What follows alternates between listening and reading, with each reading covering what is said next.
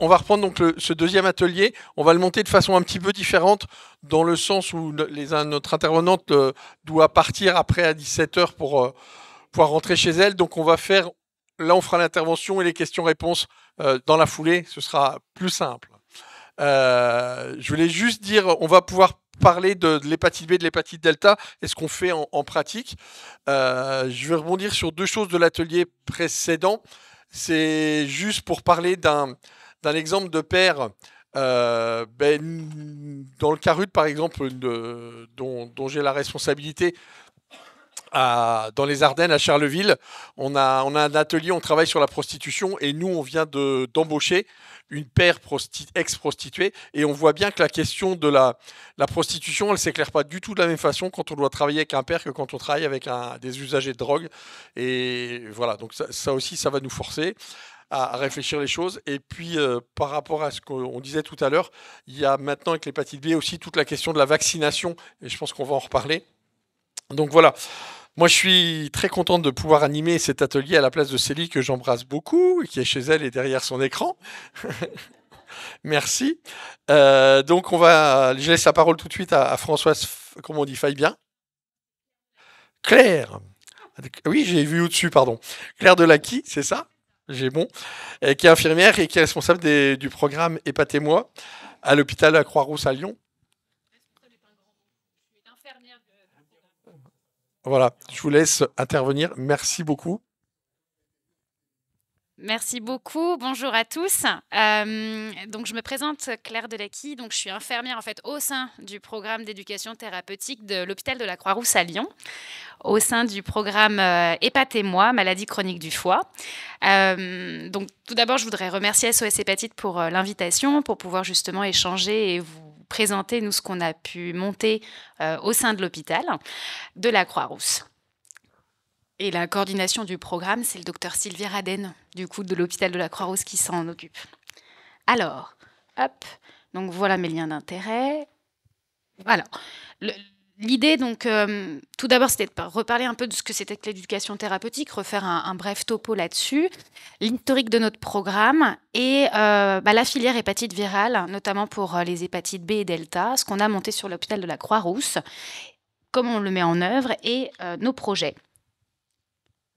Alors, voici la définition de l'éducation thérapeutique qui a été donnée par l'Organisme mondial de la santé en 1996. Alors, dans le principe, l'idée, c'est d'accompagner les patients dans leur parcours de soins en fonction de leurs besoins vraiment pluriels, de comprendre leur situation et de pouvoir les accompagner pour qu'ils puissent redevenir acteurs de leur santé auprès de l'ensemble de l'équipe qui les prend en charge pour justement maintenir et améliorer leur qualité de vie.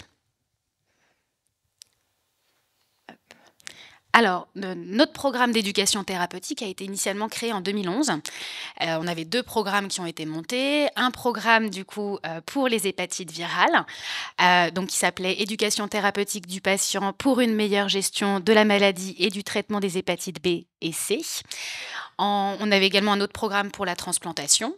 En 2015, au moment du renouvellement du programme, des deux programmes, on a fusionné ces programmes sous le terme maladie chronique du foie. Et en 2019, on a à nouveau renouvelé le programme et on a appelé notre programme Hépatez-moi, maladie chronique du foie, pour que ce soit un petit peu plus accueillant. Donc actuellement, ce programme se fait au sein du service d'hépatogastro-entérologie du professeur Zoulim et la coordinatrice de notre programme, comme je vous disais, est le docteur Sylvie Raden. Hop. Donc, on a créé plusieurs filiales spécifiques dans l'accompagnement, parce qu'on accompagne toutes les maladies chroniques du foie, donc ça va de la transplantation aux hépatites virales, auto-immunes, etc. Et du coup, on a des séances, un accompagnement spécifique pour les gens qui sont atteints d'hépatite virale. Donc, je vais vous présenter le déroulement de l'accompagnement, les séances qu'on propose, et vous donner un exemple de comment se déroule une de nos séances auprès des patients. Alors, dans le principe, on rencontre les gens du coup au niveau intra-hospitalier. Donc, soit ils sont orientés par leur médecin hépatologue, soit par le médecin traitant, soit ils peuvent en soi y accéder directement, eux, s'ils le souhaitent, on est référencé sur un site spécifique à l'éducation thérapeutique au niveau Rhône-Alpes, où ils peuvent nous retrouver et nous contacter s'ils souhaitent un accompagnement. Donc le déroulement de l'éducation thérapeutique, le principe c'est qu'il y a un début et une fin. Donc la première fois qu'on se rencontre, l'objectif c'est de faire le point avec le patient sur son parcours, sur qui il est, dans quel contexte il est, ce qu'il a pu traverser et comment il se présente aujourd'hui, comment la maladie, sa problématique de santé s'intègre dans son quotidien, ce qu'il en a compris, s'il y a des projets, s'il y a des questionnements, des incompréhensions, pour qu'il puisse reprendre ses marques dans son parcours et dans sa vie. Donc, suite à ce rendez-vous initial, ces attentes, on fixe des objectifs. Alors, le terme est un peu large. L'idée, c'est des thématiques sur lesquelles on va parler au travers de séances. On va être amené à se revoir pour parler de thématiques. Et à la fin, on se revoit, on débriefe de tous ces échanges, voir comment le patient se situe. Est-ce qu'il se situe mieux ou est-ce qu'il a besoin d'un accompagnement complémentaire sur d'autres points qui sont naissants ou des points qu'on a abordés qu'il a besoin de renforcer. Donc, voilà la liste, entre guillemets, des séances qu'on propose aux patients, en sachant que c'est par rapport aux besoins. Donc, on a mis des cases, mais en fait, elles sont... Comment dire, on fait des carrés arrondis. D'accord, on arrondit tout ça. Alors, on a une séance qui s'appelle « Comprendre son hépatite, son traitement et son suivi ». L'idée, c'est de pouvoir redéfinir ce que c'est que l'hépatite, comprendre ses modes de transmission, quel impact ça a, pourquoi le médecin y met en place ce suivi-là, qu'est-ce qui peut m'arriver, pourquoi j'ai cette surveillance, recontextualiser pour que le patient se positionne. On a une séance qui s'appelle « Gérer son traitement au quotidien » pour les patients qui sont traités, qui parfois rencontrent des difficultés à pouvoir prendre le traitement tous les jours. Il peut y avoir des oublis, des choses comme ça. Donc on les accompagne pour qu'ils puissent adapter la prise de leur traitement à leur quotidien, parce que c'est comme ça que ça marche aussi. On a une séance qui s'appelle « Prendre soin de moi », où on parle des différents agresseurs du foie, parce que oui, il y a les hépatites virales, mais parfois il y a aussi d'autres choses qui peuvent agresser, donc toujours dans ce principe que le patient est le premier acteur de sa santé. Si besoin, on a une séance sur l'alimentation santé, d'accord, où on parle de l'alimentation diététique, l'alimentation équilibrée pour prendre soin toujours de son foie. Pour les patients qui en auraient besoin, on les accompagne dans l'apprentissage des auto-injections pour certains traitements, pour qu'ils puissent être autonomes à la maison. Alors, il y a une séance plus large sur comprendre son foie, ses agresseurs, ses complications, pour aussi repérer ses symptômes, son bilan biologique, l'aspect social. Et alors, la séance entretien motivationnel, c'est quand le patient est un peu perdu dans ses besoins et s'il a besoin d'accompagnement au rythme, on va à son rythme par ce biais-là. On est une équipe pluridisciplinaire, donc on a médecins, infirmiers, pharmaciens, assistantes sociales, diététiciens, qui sont présents au sein de ces parcours pour accompagner le patient au plus près. La séance que j'ai voulu vous détailler, en fait, c'est la première séance souvent que je fais avec les patients. Et l'idée, c'est de pouvoir marcher à côté, de pouvoir se comprendre. Donc, c'est de faire le point avec le patient. Qu'est-ce qu'il a compris de son hépatite? Donc, qu'est-ce qu'il a compris? Quel impact ça a? Donc, elle peut se passer à la découverte de la maladie, mais elle peut se passer aussi au moment où il y a un projet ou alors il y a un questionnement, la mise en route d'un traitement. Donc souvent, on commence par relocaliser le virus dans le corps, où est-ce qu'il se situe, pour voir du coup la prise de sang. Alors je m'appuie sur la prise de sang du patient pour qu'il puisse comprendre la réplication virale, etc. L'impact que ça a sur le foie. On utilise beaucoup d'outils qui sont plutôt visuels, parce qu'on a des patients qui sont francophones, mais on a aussi des patients qui ne sont pas francophones. Donc on peut faire appel à des interprètes aussi pour pouvoir les accompagner. Donc le visuel est plutôt global. Les modes de transmission. Donc, on a un système de magnettes pour voir qu'est-ce qui transmet, qu'est-ce qui ne transmet pas, travailler sur les croyances. Et on reparle aussi du traitement. Alors, parfois, les patients sont traités et des fois, ils ne le sont pas encore. Par exemple, dans l'hépatite B, ils ne le sont parfois pas, c'est juste une surveillance. Donc, c'est de reparler de qu'est-ce que c'est que ce traitement possible. De reparler qu'aujourd'hui, le traitement, il contrôle la maladie, mais on n'est pas encore dans un principe de guérison pour le moment avec ce traitement-là. Donc, c'est pouvoir les accompagner. Pourquoi à tel moment on va le commencer ou pourquoi on ne le commence pas. Et les modalités du suivi. Hop. On a pour projet Du coup, de continuer à développer notre offre, du coup, en fonction des besoins des patients, d'être toujours au plus près de leurs besoins, de leurs attentes, pour qu'ils puissent mieux se repérer.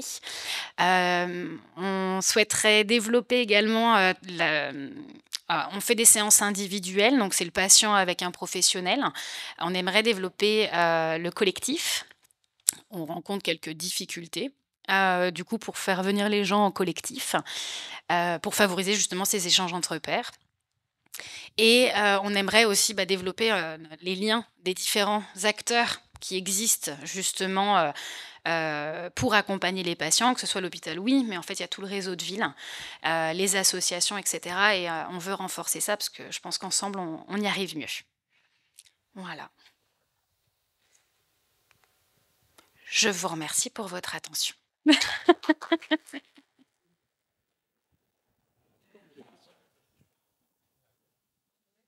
J'espère que j'ai tenu dans le temps. C'était pas mal? Ni trop court, ni trop long, c'est vrai? C'était correct?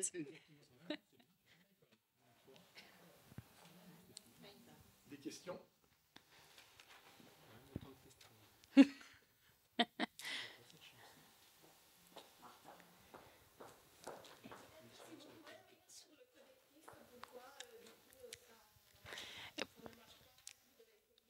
Ouais.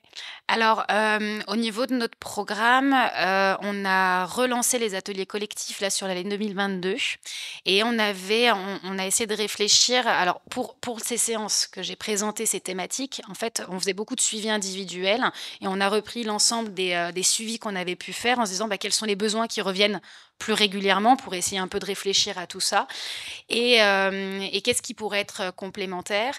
Et on était parti sur 2 thématiques en atelier collectif, le prendre soin de moi. Le prendre soin de moi, repérer les agresseurs, et les protecteurs du foie avec le mécanisme de fibrose, qui arrive aussi jusqu'à la cirrhose. On souhaitait également monter un atelier collectif sur l'alimentation santé.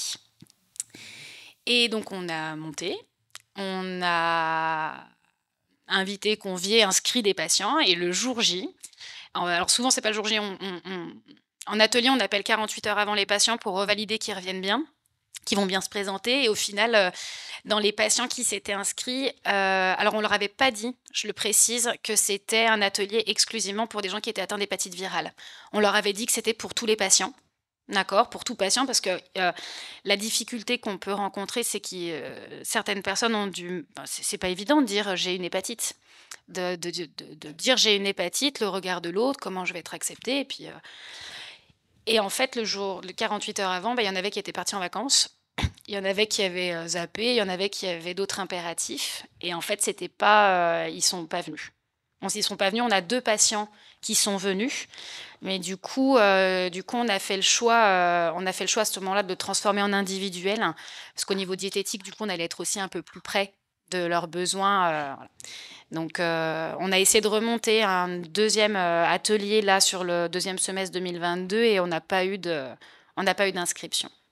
Donc après, peut-être que ce qu'on a ciblé comme thématique, ça leur convient pas, parce qu'il faut aussi savoir se remettre en question. Après, il me semble que ma collègue qui était avant moi à ce poste avait également des difficultés pour justement regrouper des gens qui avaient des hépatites virales, notamment surtout dans l'hépatite B. D'accord, dans l'hépatite B, on a voilà, la population que j'accompagne, pour le gros, c'est des gens qui sont migrants, qui ont des parcours de vie compliqués, qui ont des problématiques sociales importantes. Alors peut-être qu'au niveau de leur priorité, leur santé, c'est pas ce qui passe en premier, parce qu'ils sont pas freinés par leur santé. Donc on va y réfléchir. Et effectivement, l'idée d'un père, ça serait génial. Ça serait génial. Mais pour l'instant, on n'a pas.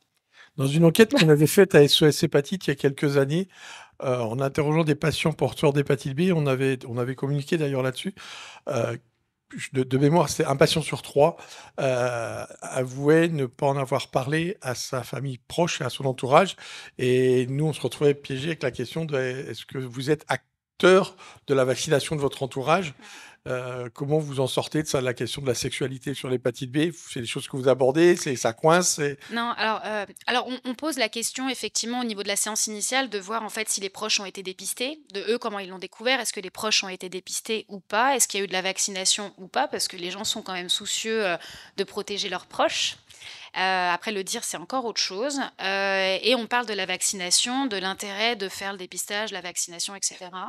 Mais c'est vrai que c'est très compliqué. Et pour certains, en fait, ils ont une appréhension du rejet. Ils sont dans des situations sociales qui peuvent être très compliquées ou pour des populations migrantes, quand ils arrivent en France, en fait, ils ont réussi à créer un réseau, un soutien. Ils ont rencontré des gens qui leur permettent du coup d'avancer et ils ont l'appréhension en leur disant que ce réseau se casse.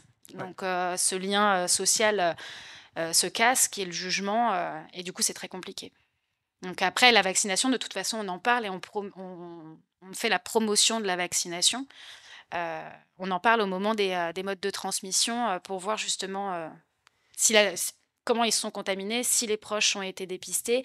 La question du préservatif, effectivement, pour protéger. Enfin, on aborde toutes ces thématiques-là à ce moment-là.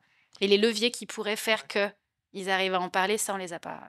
Moi, Il y a des sociologues qui ont bossé un peu là-dessus, et c'est vrai que pour des mécanismes qu'on ne comprend pas encore bien, euh, le VIH a cristallisé le besoin d'avoir l'effet miroir, d'avoir l'autre. Je suis comme toi et on se retrouve, voilà, on est unis à travers notre maladie, et ça fonctionne pas, ça, dans la baie.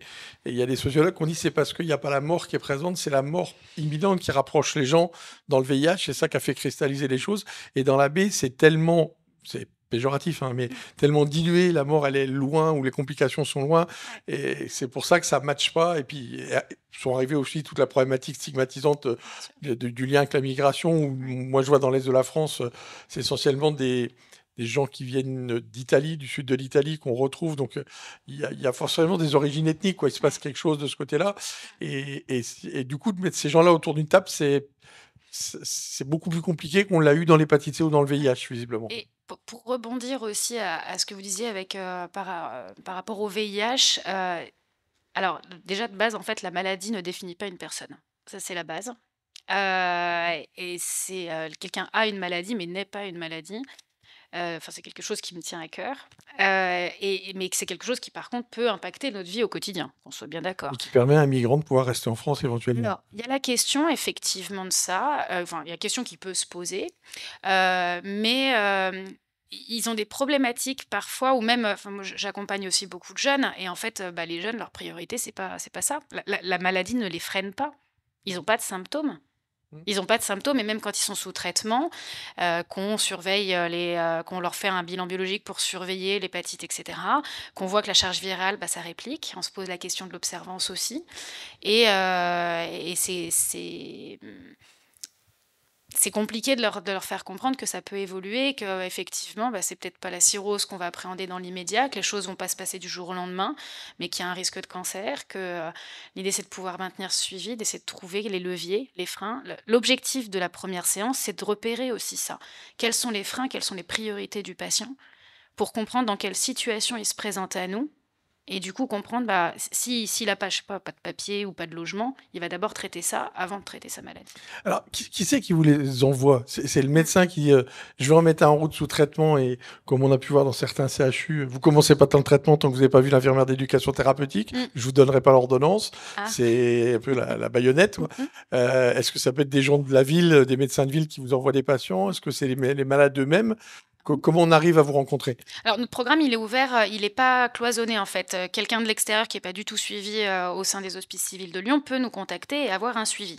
Ça, il n'y a pas de problème. Ça peut être un médecin généraliste, pareil, qui recherche, qui oriente son Même patient. une association de patients peut vous envoyer Même une quelqu'un. association de patients peut nous orienter quelqu'un, sans problème. Après, les motifs au niveau médical qui peuvent faire qu'on m'oriente les patients, c'est soit parce qu'il y a une découverte de maladie, soit un projet de traitement, soit un problème d'observance, où on se rend compte que le patient il a pas mal d'oubli, il y a un risque de résistance au traitement. Et du coup, l'idée, c'est de repérer, de repérer les leviers, qu'est-ce qui freine, comment on peut accompagner. Sinon, quand il y a des projets, quand il y a des différents projets, peut-être de vie ou autres, ou à la demande du patient. C'est vraiment, tout motif est bon. tout motif est bon, même s'il n'y a pas forcément de questionnement, on peut venir se renseigner, échanger, sur la maladie. Les séances, en moyenne, elles font 1 heure. Elles font 1 heure où c'est un temps dédié, où pendant 1 heure, on est à 2 et on échange. Et l'objectif, c'est que le patient puisse poser toutes ses questions, on co-construit. Le principe de l'éducation thérapeutique, c'est qu'on co-construit avec la personne en face de nous. Voilà. On a Carmen qui aimerait bien partager son expérience. Carmen, tu es là?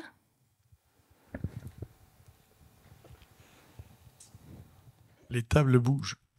C'est Carmen? On a entendu le début. Oui? Vous m'entendez? Oui. Oui? Oui, oui, oui. Oui. Alors, c'est l'expérience de l'accompagnement en collectif. Nous avons essayé justement un groupe collectif, oui, et pas spécifiquement pour l'hépatite B, seulement hépatite B et C. Nous avons réussi à réunir des patients avec difficulté. Et ce que nous avons repéré comme difficulté, c'était souvent le fait de revenir à l'hôpital en dehors des séances. C'était parfois des déplacements aussi, donc nous avons aussi proposé de faire dans les locaux de l'association pour que ce ne soit pas en milieu hospitalier, ça fait pas revenir à l'hôpital, mais ça n'a pas fonctionné davantage.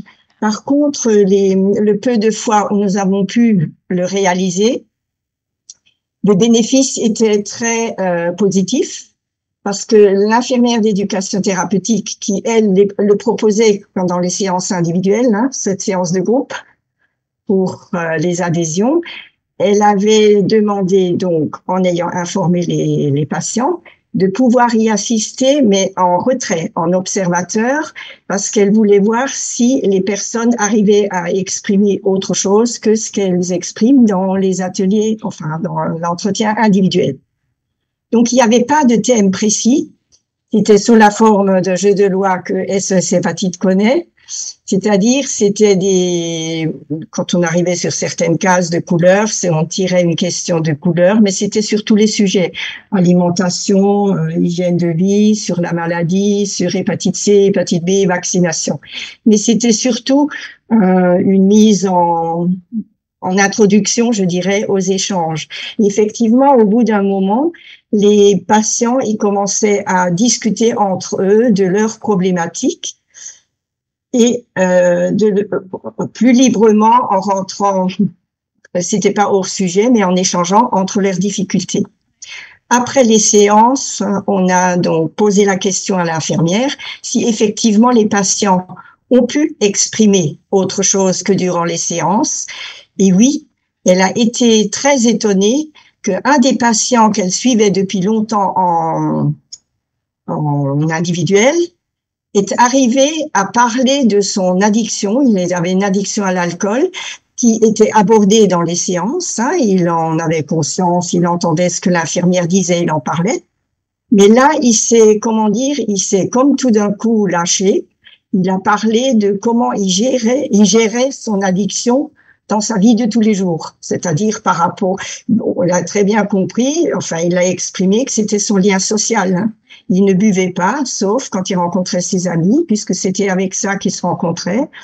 Aussi le lien qu'il avait avec cette addiction par rapport à sa famille. Et c'est une chose qu'il n'avait jamais exprimée durant ses séances individuelles. Donc c'est vrai que les séances de groupe sont différentes, c'est un échange entre patients, ça apporte autre chose. Et la présence de l'infirmière d'éducation thérapeutique n'a pas freiné ça. C'était conscient, elle était présente. Donc c'est vraiment l'échange entre patients qui peut ouvrir quelque chose, mais il y a vraiment des difficultés à le mettre en place. Merci Carmen. Si je peux rebondir, c'est vrai que par les ateliers collectifs, ça a été démontré que les gens, il y a des échanges qui sont plus vastes, plus parfois profonds. Enfin, ça amène des choses qui sont complètement différentes que la séance individuelle, où peut-être qu'on peut rentrer un peu plus dans la dans la spécificité du patient, mais en fait, les gens entre pairs vont échanger sur des choses qu'ils aborderaient jamais. Nous, le frein qu'on a, effectivement, c'est de les faire venir. Alors, effectivement, l'aspect hospitalier peut être un frein. Le fait de devoir revenir sur l'hôpital peut être un frein. Là, pour le coup, du coup, nous, on est un peu restreint. Mais après, en développant possiblement le réseau de ville, avec les associations, etc., de pouvoir orienter, ça peut aider. Est-ce que vous avez une expérience d'éducation à distance pendant le Covid et comment ça s'est fait ou de groupes dématérialisés? Je pense, nous, on a essayé de créer une communauté de gens atteints d'hépatite B sur le site d'SOS Hépatite ou de NASH. Et puis, il y a Mathilde qui a fait aussi une expérience de groupe de parole, de se réunir entre gens porteurs de NASH. Et voilà, c'est un autre fonctionnement. Mais est-ce que c'est quelque chose que vous avez investi? Vous avez des expériences de ce type-là? Alors, le distanciel s'est développé beaucoup avec effectivement la pandémie. Notre programme, il a plusieurs filières, comme je vous disais. Les filières hépatite virale, dans l'urgence du premier confinement, tout a été mis entre parenthèses. L'objectif, c'est que tout le monde se protège. Et la filière qui est restée au niveau éducation thérapeutique, c'est celle de la transplantation. Et en fait, du coup, à ce moment-là, on a fait du distanciel, pas forcément de la visio, parce qu'à l'époque, on n'était pas équipés. Mais on a fait beaucoup d'accompagnement et pensant que du coup ça allait s'effondrer notre programme parce qu'il y avait d'autres priorités, en fait les gens étaient très demandeurs. Mais sur les hépatites virales, j'ai pas le souvenir qu'il y ait des gens qui m'aient beaucoup contacté dans cette période-là. Et on essaye au maximum de favoriser le présentiel. Mais on propose toujours le distanciel. Après, on draine une population qui est lyonnaise. Donc, c'est des gens qui ne sont pas très loin géographiquement et on est plutôt bien desservis. Donc, ils n'ont pas de frein pour venir au niveau financier, normalement, ou autre. Et on n'a pas pu l'expérimenter. Alors là, moi, dans mon expérience, par exemple, j'ai découvert que les psychologues et les diététiciennes avaient plébiscité le distanciel. Alors qu'il y a 5 ans, j'aurais jamais osé demander à une psychologue de faire une consulte en distanciel, quoi. Je me serais fait jeter. Et je pense que ça a modifié, c'est venu bousculer nos pratiques. Bien sûr. Et voilà, enfin, je pense que c'est une piste intéressante. Il y a une question de Célie. Oui, c'est ça. Célie Elle n'est pas morte. Oh. À toutes et à tous. Bonjour Madame Delakis, encore merci. Désolée de ne pas être avec vous pour vous poser mes questions ou pour modérer cet atelier.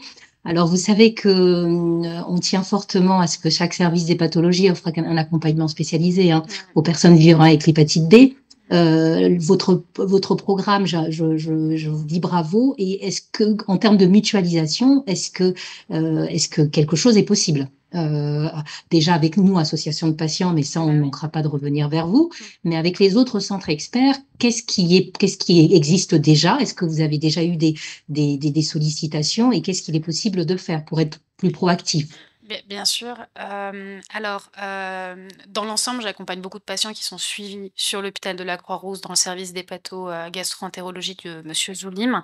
Mais alors, ça s'est beaucoup développé dans le cadre du Delta, de l'accompagnement des gens atteints d'une hépatite B delta avec l'apprentissage des auto-injections où du coup les patients, j'accompagne des patients des pathologues d'autres hôpitaux qui me sont du coup orientés pour que je puisse les accompagner. Et, alors, il y a la question, pour le coup, le motif, c'est le début du traitement, mais en fait, on va aborder tout avec eux en fonction de leurs besoins. Après, on est ouvert aux échanges et travailler ensemble, c'est ce qui nous fait avancer. Donc, on est joignable. Après, je l'ai mis sur ma présentation, mes coordonnées, mais au besoin, on a une adresse mail que SOS Hépatite A. Donc, si besoin, vous pouvez revenir vers nous sans problème. Alors, moi, je trouve ça génial, dans un sens, bravo pour tout ce que vous faites, mais je suis obligé d'ouvrir ma bouche en tant que président. Je trouve quelque part, il y a quelque chose de choquant, c'est l'arrivée de l'injection qui nous amène le programme d'éducation, quoi. On peut pas, enfin, j'exagère, mais parce que ça s'est fait comme ça et on l'a entendu dans plein de centres, quoi. Quand nous, on disait il y a 5 ans, il faut des programmes d'éducation hépatite B, il n'y a pas que l'hépatite C, on a le droit à avoir de l'éducation, et c'est l'arrivée des nouveaux traitements et l'arrivée des traitements de l'hépatite delta, et ah oui, on va faire, quoi. Et c'est pas le traitement qui doit amener l'éducation, quoi. Je vais rebondir. Notre programme, il existe depuis 2011 pour les hépatites virales. Alors, notre chef de service, et après, il y a aussi une question de l'éducation thérapeutique. C'est quelque chose qui se développe progressivement. Il y a des gens qui sont convaincus, il y a des gens qui ne le sont pas. Donc, du bénéfice ou autre. Donc, c'est aussi... Enfin, à travers ce programme, c'est une dynamique d'équipe, c'est une dynamique de chef de service, c'est un investissement d'équipe qui est assez important pour monter ça. On a restructuré notre programme en mettant des séances plus spécifiques, en réfléchissant à l'accompagnement de chacun, parce qu'on n'accompagne pas quelqu'un qui est en attente de greffe avec quelqu'un qui n'est pas du tout en attente de greffe, qui n'en est pas du tout là, ou qui est greffé. Donc l'idée, c'est de pouvoir, en fonction des besoins de chacun, accompagner. On voit bien aussi qu'il y a des chefs de service que moi je côtoie qui... Le programme d'éducation thérapeutique, il arrive quand il y a des résistances au traitement. C'est pas forcément quelque chose qu'on met en premier. Pareil en diabéto, hein. C'est quand les complications arrivent, on dit on va aller faire de l'éducation thérapeutique parce que vous êtes en train de devenir aveugle, les reins fonctionnent plus. Et là, on sort le programme d'éducation. Et on l'a pas mis ça vient pas naturellement comme prescription du médecin.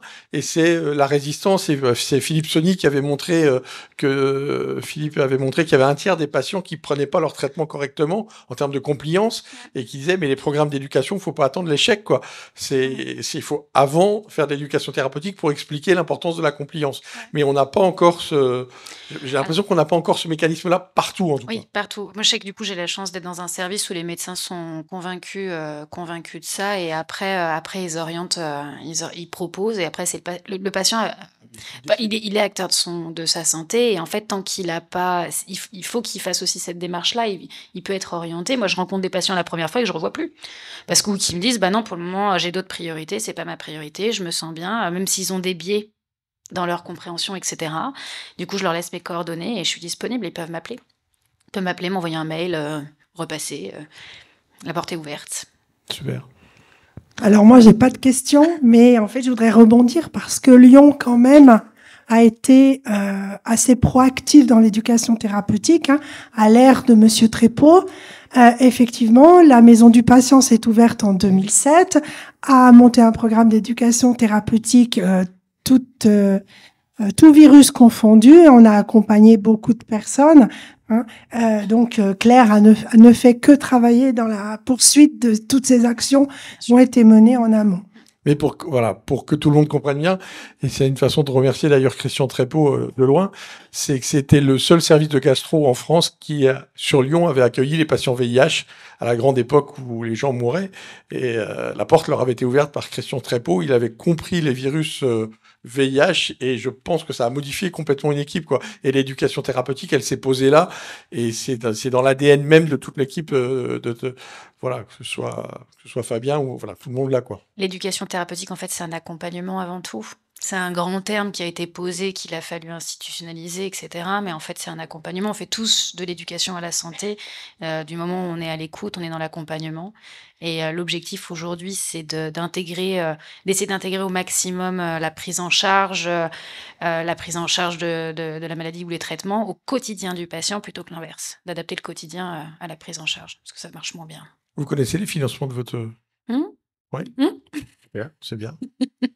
Oui, bah c'est l'ARS qui finance. C'est l'ARS qui finance les programmes d'éducation thérapeutique avec, en fonction du nombre de parcours, on est financé. D'accord. Voilà. Une dernière question avant qu'on enchaîne. Maud, vous voulez prendre les paroles? Vous êtes là?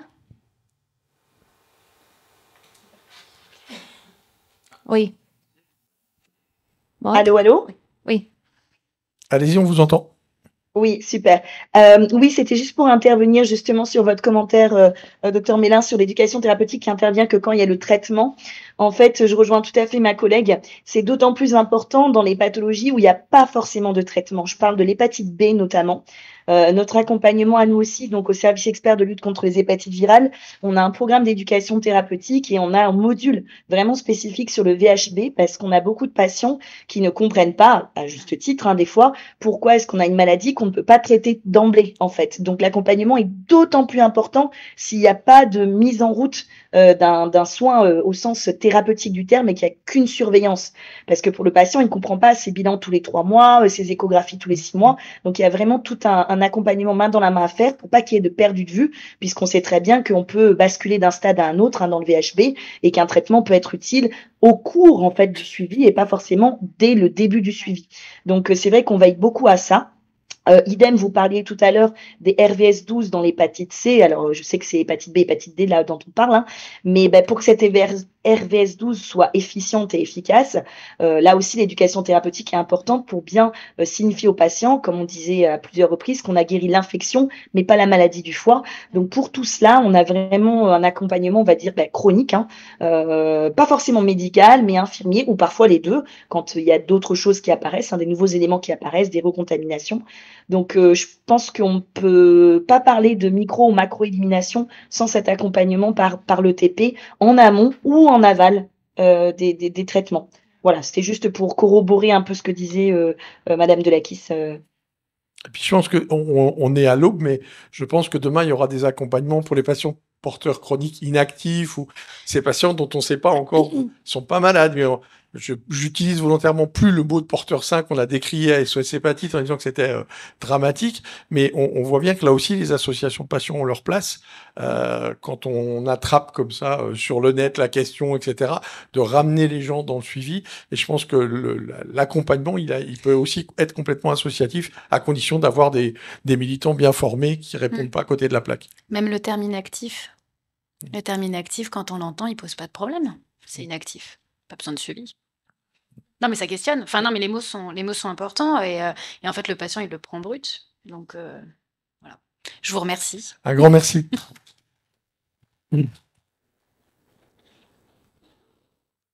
Donc là, j'ai bon souci. Donc on voit bien que c'est pas facile de construire des programmes d'éducation thérapeutique dans la baie et qu'il faut probablement que nous, associations, on continue de faire le lobbying pour demander à ce que ce soit présent au plus près de chez soi et qu'on puisse avoir des accompagnements structurés, comparatifs avec, j'ai bien aimé le mot, d'associer le mot chronique à accompagnement. Accompagnement chronique, j'adore ça comme association de mots. Donc maintenant, on va laisser la parole à Mme Françoise Faibin, donc, qui travaille sur le dépistage des hépatites virales à travers l'association ADEC. Merci d'être là et de partager votre expérience avec nous. Merci à SOS Hépatite de m'avoir convié à ce forum. Donc effectivement, moi je suis tombée dans les maladies du foie, dans les hépatites depuis déjà un certain nombre d'années, hein, puisque on avait créé un réseau de santé et une structure d'accompagnement à Lyon qui malheureusement, pour des questions de financement, a été regroupé et est devenu un réseau polyvalent. J'ai eu la chance de pouvoir intégrer une équipe de dépistage. Donc, je vais vous parler de ce travail. Donc, voilà mes liens d'intérêt.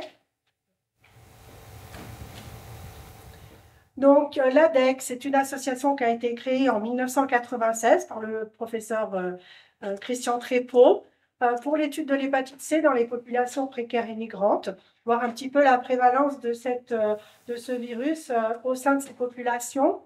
Et puis, à l'arrivée du TROD-VIH en 2014, il y a eu l'embauche d'une infirmière pour intervenir auprès de ces populations, pour proposer du TROD. Et d'emblée, les 3 TROD ont été proposés parce que ça semblait beaucoup plus cohérent. Pourquoi le VIH d'abord? Pourquoi pas les autres? Donc, il y a eu une recherche action en soins courants qui a été montée pour l'hépatite B et pour l'hépatite C qui a perduré jusqu'à l'avènement du TROD-VHB en 2021, avec une méthodologie assez classique. Donc, des informations collectives auprès des professionnels, des structures dans lesquelles on intervient, des informations collectives auprès des personnes concernées, des bénéficiaires, des hébergés, et ensuite mettre en place des séances de dépistage. Notre association a subi des modifications, des évolutions, et donc en 2022, l'équipe est constituée d'un médecin référent, le Dr Bailly, qui travaille avec Claire sur l'hôpital de la Croix-Rousse, des professionnels, donc toutes des professionnels de santé. Donc nous sommes 3 infirmières et moi j'assure, en plus de mon poste d'infirmière, la coordination de l'association avec en codirection une chef de projet qui a un master de santé publique et qui donc va travailler sur tout ce qui est projet, données, rapport d'activité. On a des financements donc, de l'ARS principalement, de la mairie de Lyon et des labos privés. Donc notre secteur d'intervention est quand même très étendu, hein, puisque l'ARS, en tant qu'association de dépistage, on est la seule association de dépistage sur le territoire de l'ARS Auvergne-Rhône-Alpes avec des professionnels de santé. Hein. Pour les autres associations, c'est des associations communautaires. Et donc, effectivement, l'ARS nous a demandé d'intervenir dans des zones qui sont moins équipées d'équipes, notamment de dépistage d'associations communautaires.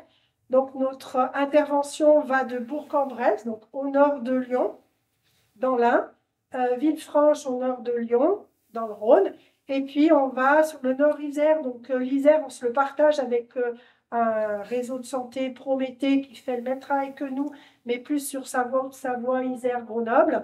Hein. Mais la frontière de l'Isère et du Rhône, notamment la ville de Vienne, est plus proche de Lyon que de Grenoble. Donc, effectivement, on s'est implanté au niveau de Vienne. Et puis, on descend dans la Drôme jusqu'à principalement Valence, mais on est sollicité pour Montélimar. Donc, la question se pose parce que Lyon-Montélimar, c'est un peu loin. C'est mon secteur et du coup, voilà, il faut optimiser la journée dans ces cas-là et partir pour effectivement être le plus efficace possible. Et puis, j'interviens aussi dans l'Ardèche au niveau d'une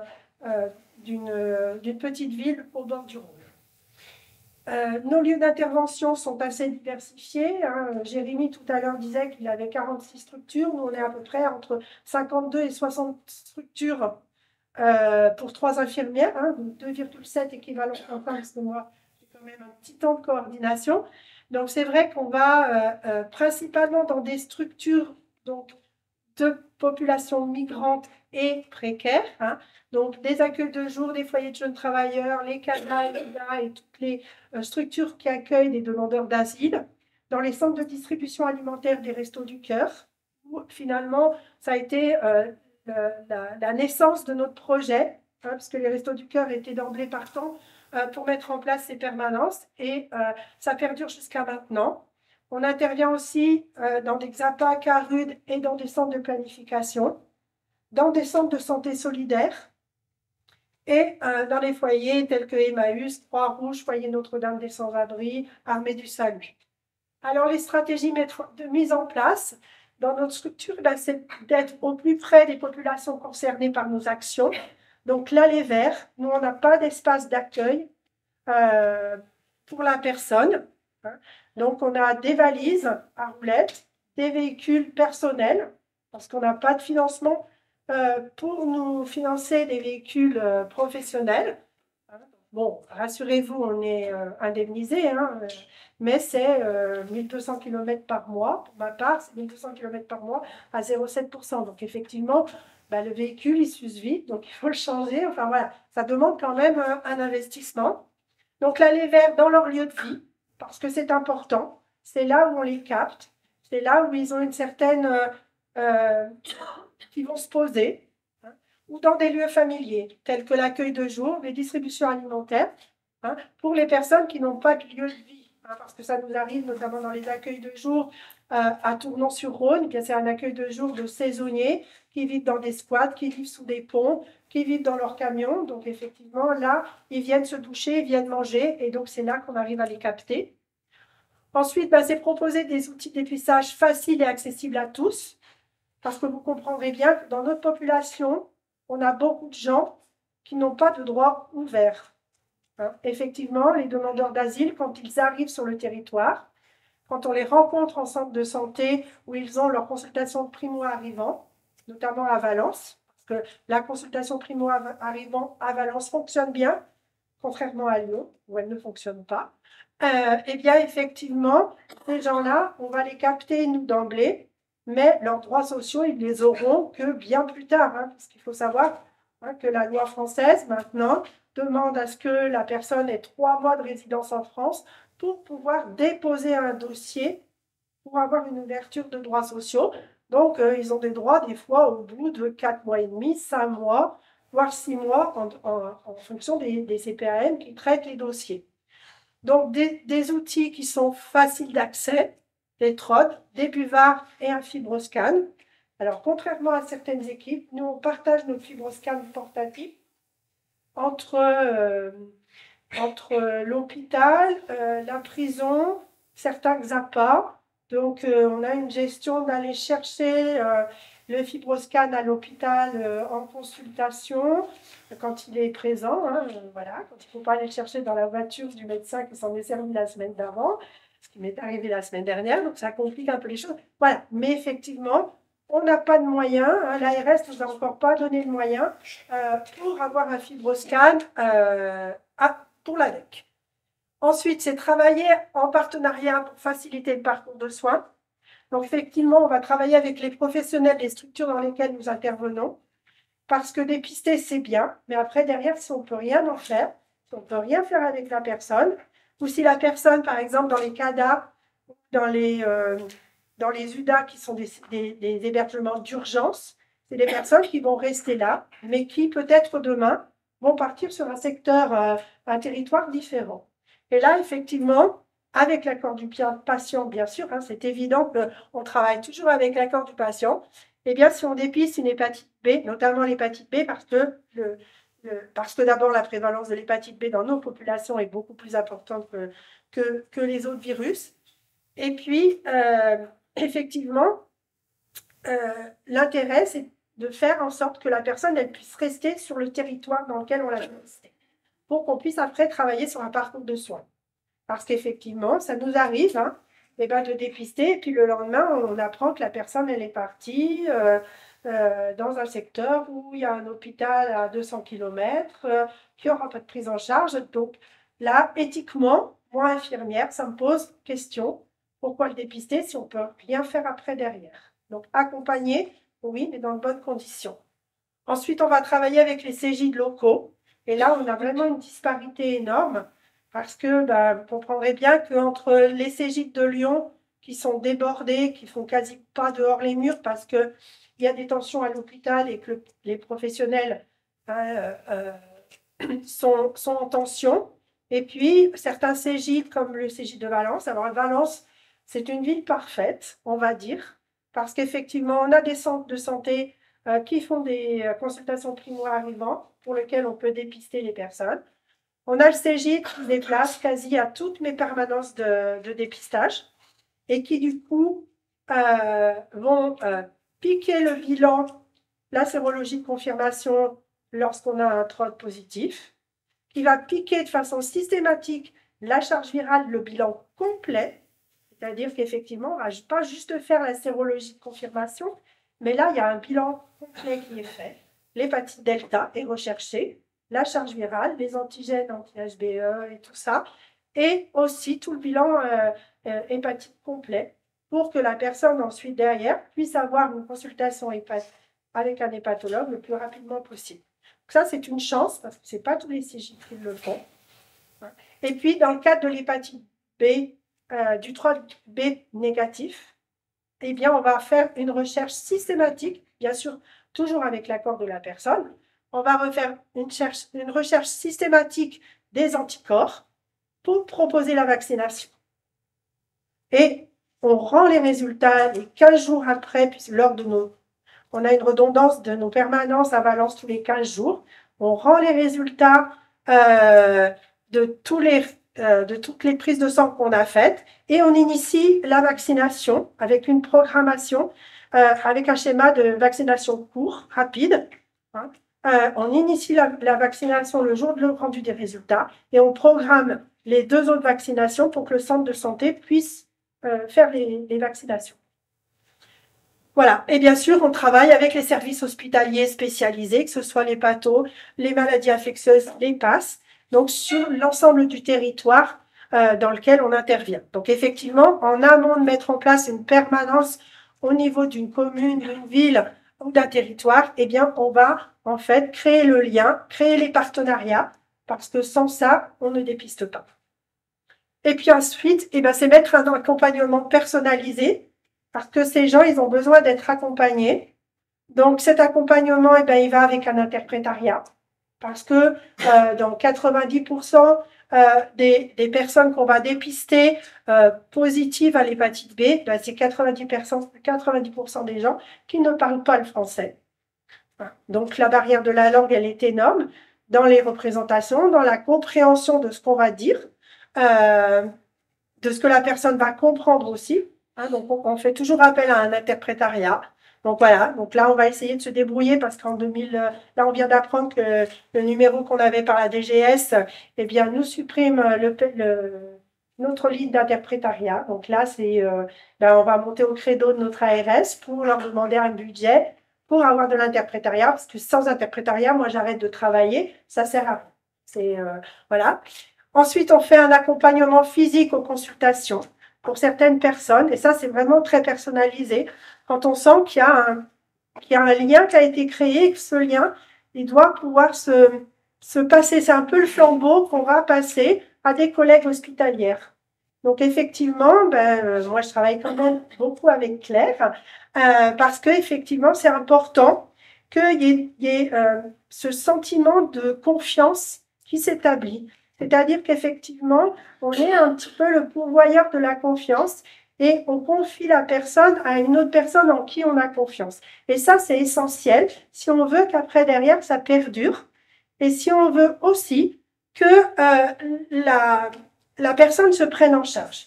On parle d'acteurs, mais dans la population qu'on rencontre, avant d'être acteur, il faut déjà pouvoir assumer, arriver à comprendre ce qui nous arrive, dans quand même une problématique, une dimension de la personne qui est différente de la nôtre. Ensuite, on va avoir un suivi régulier au rythme de la personne. Et là, effectivement, comme nous n'avons pas de structure d'accueil, la personne, on la revoit au décours de nos permanences dans leur lieu de vie. Ça, c'est essentiel. Moi, lors de mes permanences, effectivement, je peux être amenée à rappeler la personne, puisque j'ai son numéro de téléphone, lui dire, je viens tel jour au CADA, j'aimerais bien vous revoir, on peut refaire un point. Donc, s'il ne parle pas le français, je lui envoie par Google Trad et par SMS mon message. Je passe par les professionnels au sein de la structure et ça fonctionne. Et je peux avoir aussi une permanence qui va être dédiée que pour ça. Et puis, on va utiliser des outils adaptés, avec des pictogrammes, des images, des planches anatomiques. On fait des dessins, ils sont ce qu'ils sont, mais au moins, la personne comprend. Alors, effectivement, je ne suis pas une reine du dessin, mais j'arrive quand même à décrire un foie, des cellules, faire comprendre que le virus, comment il se développe et tout ça. Voilà, ça c'est vraiment important. Et toutes ces stratégies, ce qu'il faut dire aussi, c'est que nous, notre financement de l'ARS, c'est un financement pour dépister. C'est pas pour accompagner. Donc nous, l'ARS, en fait, quand on lui dit mais il faut accompagner ces personnes, elle nous dit mais vous n'êtes pas financé pour ça. Donc effectivement, on le fait parce que ça n'a du sens de dépister quelqu'un que si on peut l'accompagner. Donc on le fait quand même et on leur prouve chaque année, au moment du rapport d'activité, qu'on a suivi des personnes et on a accompagné les personnes dans le parcours de soins. Parce que toute l'ambiguïté de l'ARS et de ces programmes, de ces habilitations à faire des trolls, c'est que quand vous déposez une demande d'habilitation à l'ARS, on vous demande de proposer de travailler sur le parcours de soins du patient. Sans parcours de soins, on ne vous habilite pas. Mais à côté de ça, on ne vous finance pas pour faire du parcours de soins. Ça, c'est toutes les absurdités du système qu'on a actuellement. Je suis franche et directe. Voilà, je vous remercie.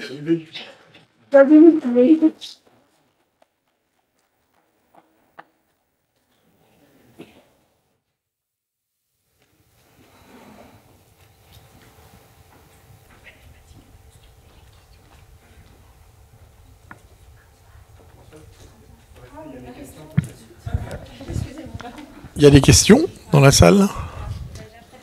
Oui, merci Françoise pour ton intervention. Effectivement, c'est toute l'absurdité de. Je rebondis sur ce que tu dis à la fin sur les ARS, sur le fait qu'effectivement on vous finance pour dépister, mais pas pour le parcours de soins. Et ça, c'est l'absurdité de l'ARS, parce qu'en fait, c'est le service promotion de la santé et prévention qui vous finance et qui n'est pas en lien avec le service d'organisation des soins et de soins de proximité. Donc, effectivement, c'est pas le même budget à l'ARS pour la prévention et la promotion de la santé. Donc, effectivement, ils vous disent ça. Donc, il n'y a déjà pas de cohérence à l'ARS sur ça. Et c'est effectivement, c'est absurde. C'est absurde. Pourquoi dépister pour qu'il n'y ait rien derrière? D'autant plus que nous, sur Lyon, on a donc 2 autres associations qui font du dépistage et qui régulièrement nous appellent pour dire « Ah ben, j'ai 20 patients hépatite B à t'envoyer pour mettre en place le screening. » Ben non, enfin voilà. Un bus. On leur a dit au moment du dialogue de gestion que voilà la problématique qui se pose. Et effectivement, on a, ben non, c'est pas votre boulot. On les a habilités, c'est à eux de le faire. Vous voulez dire que j'ai habilité, moi, notre référent ARS m'a répondu, vous voulez dire que j'ai habilité des gens qui ne sont pas capables. Je n'ai pas dit ça, j'ai simplement dit qu'effectivement, il faut pouvoir donner le moyen aux gens pour, si on dépiste, effectivement, c'est pouvoir les accompagner. Mais le problème fondamental de ça, j'entends hein, ces clusterisations des séquences de pourquoi on paye, qui paye à l'ARS, c'est quel bon bureau, etc. Mais tous autant qu'on est, c'est humain. Se dépister, que ce soit pour le cancer colorectal, pour le cancer de la prostate ou pour la mammographie, une femme va faire sa mammographie que quand psychologiquement, elle est prête à entendre que le résultat est pas bon. Tant que je suis pas en capacité d'entendre ça, je vais pas le faire parce que je veux pas me faire dépister. Donc c'est déjà être d'accepter l'idée potentielle du soin que d'aller se faire dépister. Ou alors c'est les migrants qui arrivent, c'est le préfet qui l'impose. Mais là, on est dans autre chose à ce moment-là. Et je trouve que la question du dépistage, vous le dites bien, c'est-à-dire que c'est déjà mettre un pied dans le soin. Et nous, on est déjà dans l'accompagnement à ce moment-là. Et c'est quelque chose qu'il va falloir. C'est pas une porte, c'est pas ça se ferme, mais on commence autre chose. C'est deux champs qui se croisent, quoi. Le centre du traitement et de l'accompagnement. Et ça arrive bien, effectivement, des personnes vont être dépistées. Et puis, quelque part, eh bien, on sait qu'en éducation thérapeutique, on parle du temps du patient, le temps du soignant. Et bien là, on est sur une autre problématique. C'est qu'effectivement, on est dans une situation où finalement, il y a un raz-de-marée qui arrive sur la personne. Il va être des fois dans la rue. Parce qu'effectivement, il y en a quand même qui sont dans la rue. Qui vont se poser la question de savoir comment je vais manger, comment je vais dormir ce soir. Donc effectivement, ce temps-là, quand on les dépiste et malheureusement on a un point positif et qu'on va essayer de les accompagner, eh ben, ils n'en sont pas là. Et ce qui est important, c'est qu'effectivement, on essaye, parce qu'on n'est pas parfaite non plus, mais on essaye vraiment de maintenir le lien.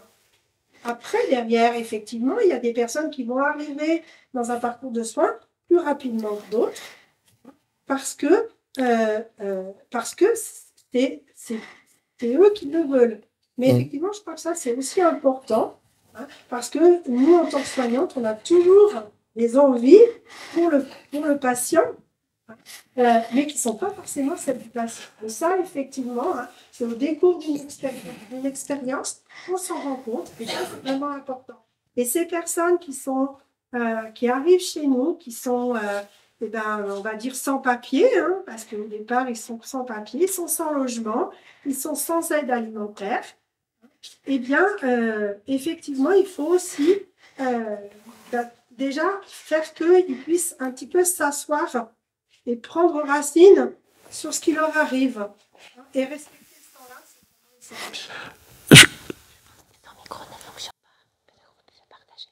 c'est d'accord. Ça y est. C'est passionnant parce que si on remet ça en parallèle avec ce qu'on a entendu dans l'atelier précédent, où souvenez-vous, l'hépatite C, on est aujourd'hui dans l'immédiateté, dans le test and treat, aller plus vite, tout faire en 5 heures. En 5 heures de temps, le patient, il sait pas qu'il a une hépatite C, il a une hépatite C confirmée, on sait quel dégât, il repart, il a le traitement, on lui dit en 2 mois, c'est fini. Et là, tu viens nous éclairer sur, attention, il faut prendre le temps. Et on voit bien qu'on est dans deux philosophies qui viennent se percuter, quoi.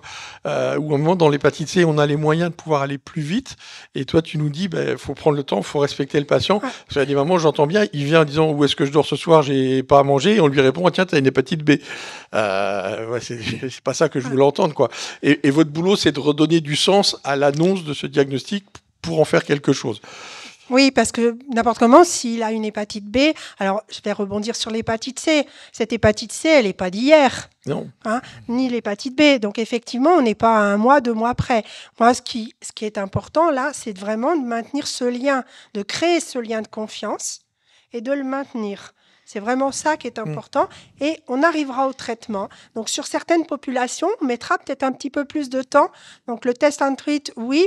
Sur des populations où, effectivement, il y a une conscience de la prise de risque. Mais sur des populations où, finalement, ce virus, il est là, sûrement depuis très, très, très longtemps, eh bien, cette prise de conscience, elle n'est pas la même. Et qu'il faut quand même, oui, l'accepter. On est humain. Et comme tu le dis, Pascal, effectivement, il y a un moment où on va vous annoncer un cancer, on va vous annoncer quelque chose, et tout le monde ne réagit pas de la même façon. Et ça, je pense qu'il faut aussi que nous, en tant que soignants, on le respecte. Et moi, je vais reprendre les paroles d'un patient qui m'a touché. C'est quelqu'un d'origine asiatique à qui on avait annoncé qu'il avait une hépatite B. Et il a été en capacité de dire très longtemps après, vous pouvez pas savoir comme ça m'a rassuré, parce que toute ma famille l'avait, et j'étais enfin membre de ma famille, quoi. Et ma famille était restée en Asie, moi j'étais en France, et j'avais un lien avec ma famille. Et quand nous on arrivait avec nos sabots en disant on va vous donner un traitement pour qu'il n'y ait plus de virus, etc., on est violent, quoi. Et on lui demandait de se couper de ses origines, quoi.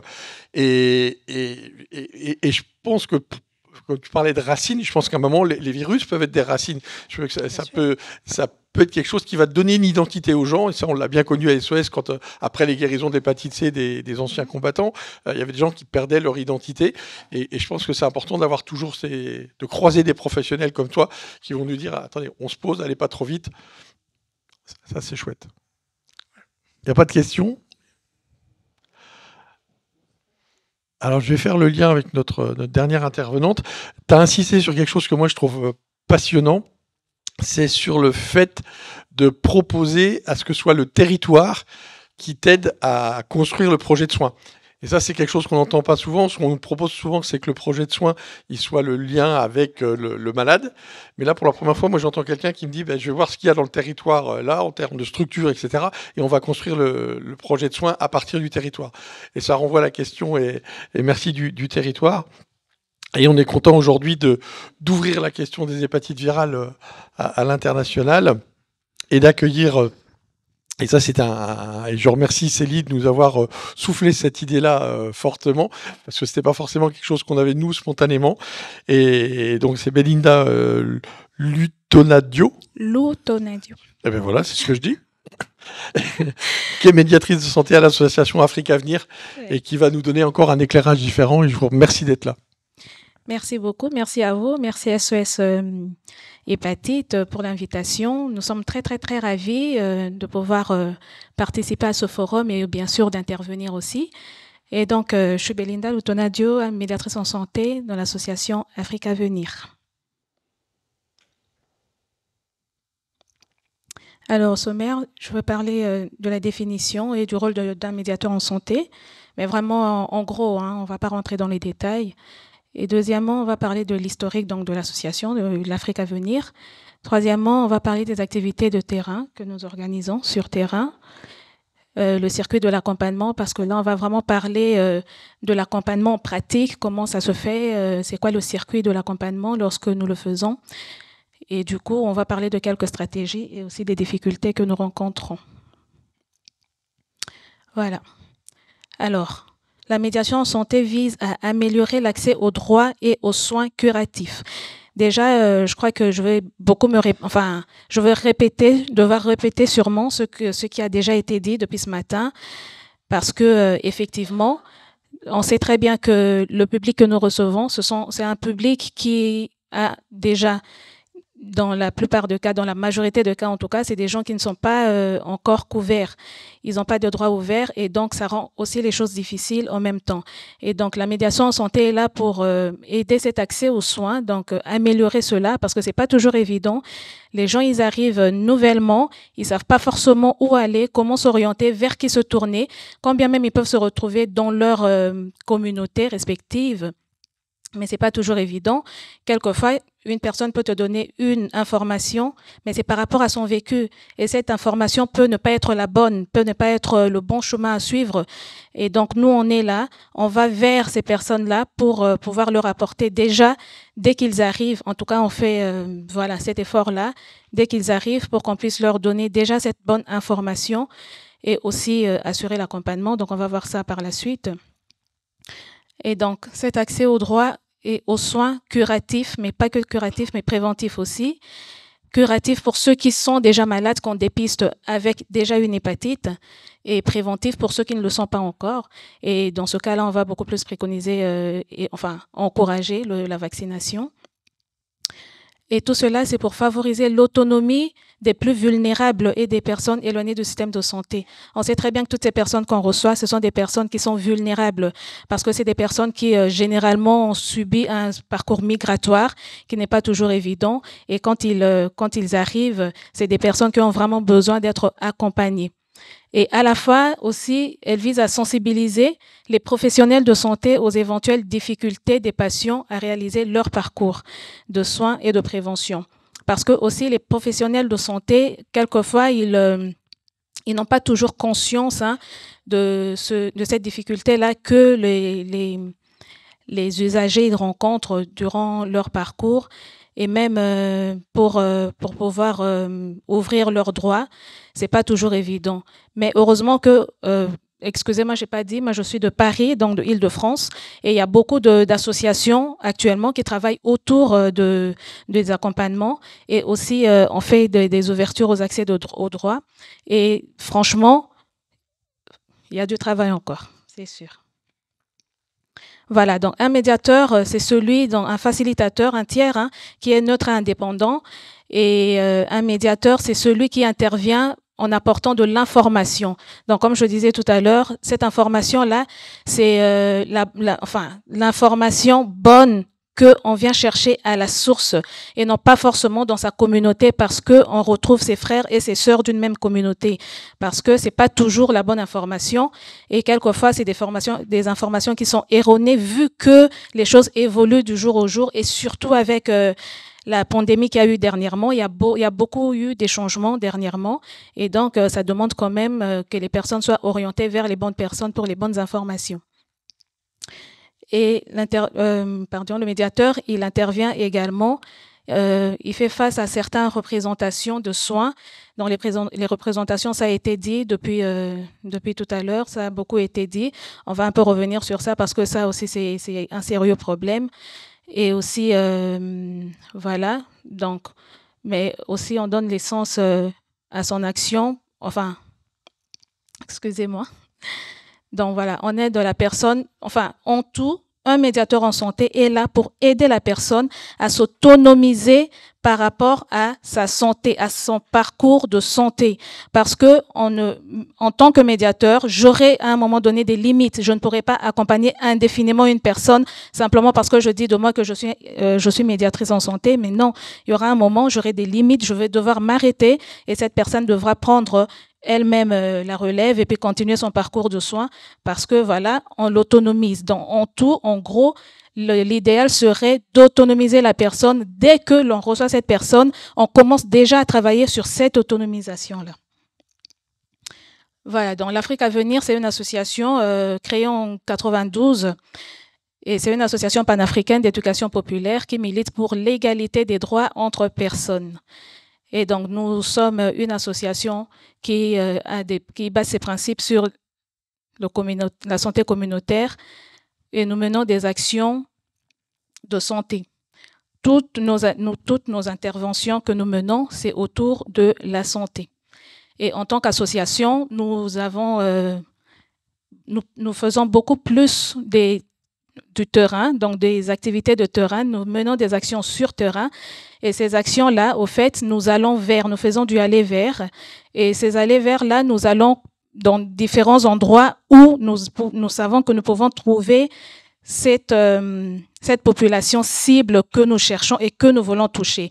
Et cette population cible pour nous, c'est la population afro-caribéenne. Dans les afro-descendants, on voit beaucoup plus l'Afrique de l'Ouest parce que justement, comme ça a été dit l'avant-midi, c'est en Afrique subsaharienne, qu'il y a aussi une forte prévalence des hépatites B. Et donc, on va vers ces personnes-là, on va vers ces communautés-là, on va les chercher là où elles sont, ces personnes-là, pour pouvoir leur proposer nos actions, le dépistage, les TROD, pour que ces personnes viennent se dépister. Et puis après, on a les résultats. Alors, on a de ces sites où nous allons régulièrement, et donc c'est des personnes qui nous connaissent déjà, qui savent à peu près quand est-ce qu'on revient sur ces sites-là. On n'a pas forcément besoin de communiquer notre arrivée parce qu'ils le savent et que l'on revient là-bas souvent. Et donc, c'est des personnes qui, finalement, viennent d'elles-mêmes. Il y en a qui savent que quand j'ai pris un risque, au bout d'une semaine, 2 semaines, 3 semaines, par là, 1 mois, je sais comment faire, je sais quoi faire, mais je sais qu'au bout de 3 mois, je peux aller voir l'association, demander un TROD parce que, justement, c'est un test rapide et qu'en ce moment-là, je peux demander mon TROD et qui sera fait et que j'aurai un résultat fiable. Sachant que notre population, c'est une population qui, quand ils se sentent pas malades, quand ils n'ont pas de symptômes, quand ils n'ont pas développé de symptômes, c'est des gens qui se disent être en bonne santé et ils ne se rendront jamais à l'hôpital pour quoi que ce soit. Ça, c'est vraiment pas, ça leur passe vraiment pas à la tête parce qu'il y a plus important que ça. S'il y a un problème, par exemple, à côté de logement ou quelqu'un qui ne sait pas se nourrir, qui ne sait pas, qui n'a pas de travail, qui n'a pas de revenus, ça sera un problème majeur par rapport à une personne qui a pris un risque, mais qui se serait peut-être contaminée par rapport à ce risque-là. Mais tant qu'il n'y aura pas de symptômes, pas de maladie, on ne se sent pas malade, eh ben, ça ne sera pas évident que cette personne se rende d'elle-même à l'hôpital, à moins que le corps devienne vraiment malade. En ce moment-là, la personne pourra se présenter à l'hôpital. Alors, nous sommes une équipe de 5 médiateurs en santé, dont un médecin sexologue, et aussi nous avons des bénévoles qui nous accompagnent toujours dans nos actions sur terrain. Alors, les activités terrain que nous faisons, que nous proposons, c'est vraiment au quotidien, c'est des actions de proximité, de dépistage et de prévention. Généralement, on a une table de prévention, enfin, on va mettre un stand avec une table de prévention où on va mettre des flyers qui vont parler de plusieurs thèmes, pas que les hépatites généralement, mais entre autres vraiment les hépatites. On va parler des hépatites, on va parler de cancer du sein, du foie, de le colorectal. On va également aussi faire la diffusion on a des outils de réduction de risque que nous mettons aussi à disposition de nos usagers qui viennent et qui se servent à volonté parce que, au moins, ça leur permet de se protéger. Voilà. À l'issue d'un TROD réactif, comme je disais, on va mettre en place un plan d'accompagnement. Mais par contre, si le TROD il revient non réactif, donc négatif, en ce moment-là, nous allons plutôt faire une orientation pour cette personne-là pour qu'elle aille se faire vacciner. Alors, en ce qui concerne l'accompagnement, nous avons 2 sortes d'accompagnement. La première, c'est l'accompagnement immédiat. Pourquoi nous parlons de l'accompagnement immédiat? Parce que au bout d'un moment, nous avons remarqué que quand on dépiste une personne, quand la personne est dans tous ses états émotionnés et tout, c'est des personnes qui, en ce moment-là, ne savent pas vite se décider. Ils ne savent pas dire « oui, je veux que vous m'accompagniez ». Oui, parce qu'en ce moment-là, on est vraiment dans des représentations, on se replie, on imagine déjà des choses à venir et tout. Et donc, la personne peut ne pas se sentir prête ce jour-là pour pouvoir faire son accompagnement. Et donc, à l'issue de tout cela, il s'est fait qu'on a commencé à perdre beaucoup de gens, des personnes qui, après, ne reviennent pas. simplement parce qu'ils se disent, bon, je ne me sens pas malade, et puis ce problème, l'hépatite positif dont on me parle, je ne me sens pas malade, c'est pas un problème, c'est pas le plus important pour le moment en tout cas, ou alors je vais attendre que mon corps devienne réellement malade, en ce moment-là je me rendrai à l'hôpital, mais si c'est pas le cas, ben voilà, j'attendrai.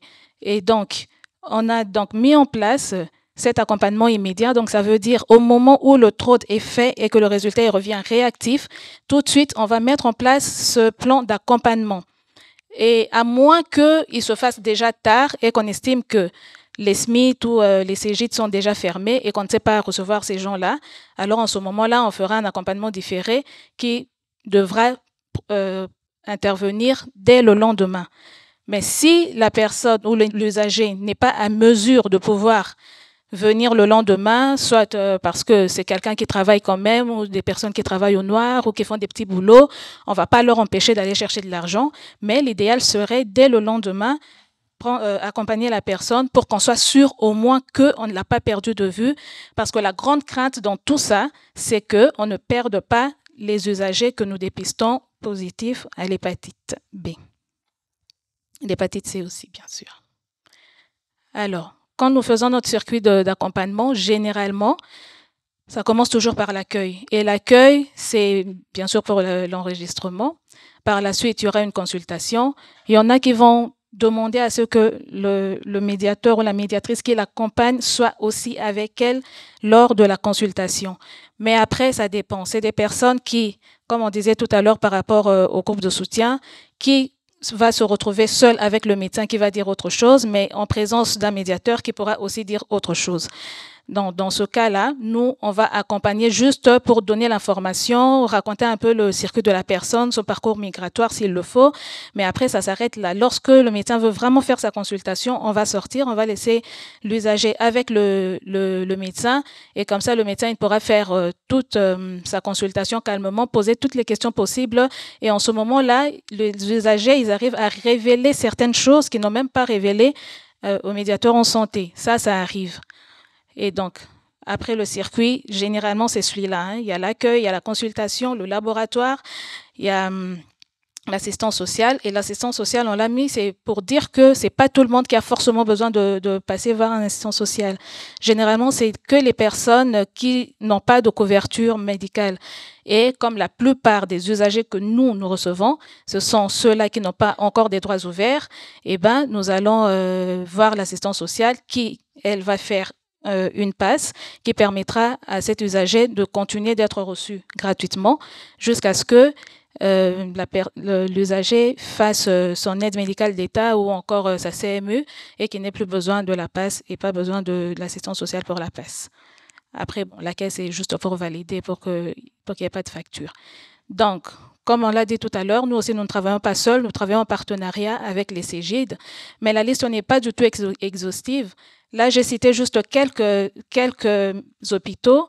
C'est simplement pour faire voir qu'il y a différentes portes d'entrée. C'est pas dans tous les hôpitaux qu'on va passer par les CGID ou par les SMIT ou par les PASS, non. Il y a certains hôpitaux, quand on va faire un accompagnement, ça sera par le CGID que nous allons passer, entre autres Fernand-Vidal, Pitié-Salpêtrière, l'hôpital de Melun. Et d'autres hôpitaux, on va passer toujours par le SMIT, comme l'hôpital Bichat, la Riboisière, Saint-Antoine, Tenon, de la Fontaine.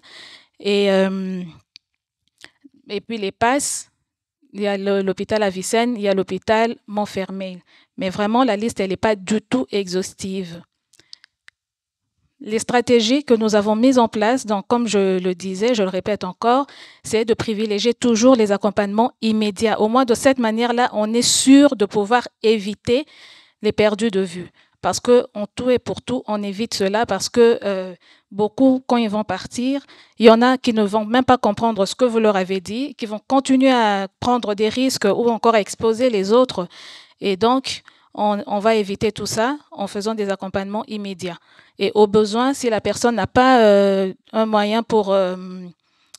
n'a pas l'argent ou pas de transport, nous-mêmes, on va assurer ce transport-là, on va prendre des tickets de train pour accompagner la personne. Et même si la personne ne connaît pas encore se déplacer tout seul, c'est nous qui allons assurer ça. Donc, ça va venir après dans les difficultés. Et puis, la stratégie, c'est aussi de créer des partenariats. On a commencé à créer des partenariats depuis un certain temps, mais on continue encore. Et le partenariat, ça sera pour réduire au maximum le temps d'attente. Les usagers, quelquefois, ils n'ont pas toujours la patience d'attendre. Et comme on l'a dit, surtout quand ils ne se sentent pas malades et ils ne se savent pas malades, ils n'ont pas toujours le temps d'attendre. Ça devient toujours long, même quand ce n'est pas long, mais pour eux, ça reste long. Et du coup, on fait ces partenariats pour que ça permette que lorsque nous arrivons dans ces CGID ou dans ces unités-là, qu'on soit reçu assez rapidement. Et comme ça permet à ce que qu'il n'y ait pas un long moment d'attente pour les usagers. Au moins, on va les accrocher, on va les avoir et on ne va pas les perdre. Et puis, il y a le suivi des usagers dans la file active. Et ça, c'est vraiment par rapport au suivi, comme on disait tout à l'heure, ça ne sert à rien de dépister sans pour autant ne pas faire de suivi, sans pour autant ne pas pouvoir accompagner. Et donc, nous accompagnons et nous tenons à cette file active parce que normalement, l'échange doit être fait entre nous et les partenaires. Mais quelquefois, ce n'est pas toujours évident. Les CGID ou les SMIT, ils sont très pris. Ils n'ont pas toujours le temps de renvoyer l'information après confirmation, par exemple, d'un TROD. Et donc, du coup, nous, on va rester en contact pendant un moment avec les usagers pour être sûr que la confirmation a été faite et que le suivi est bel et bien mis en place et que la personne respecte son rendez-vous. Mais si ce n'est pas le cas, nous, on va devoir intervenir pour qu'il n'y ait pas de rupture au niveau des soins ou des rendez-vous pour un certain temps, mais comme je disais, tout en autonomisant l'usager, le patient, s'il est réactif, sur son traitement. Et on se permet aussi de faire des orientations dans des associations qui vont leur accompagner pour tout ce qui est suivi démarches administratives ou voilà, autre chose, parce que nous, on ne le fait pas, mais on travaille aussi en partenariat avec d'autres partenaires.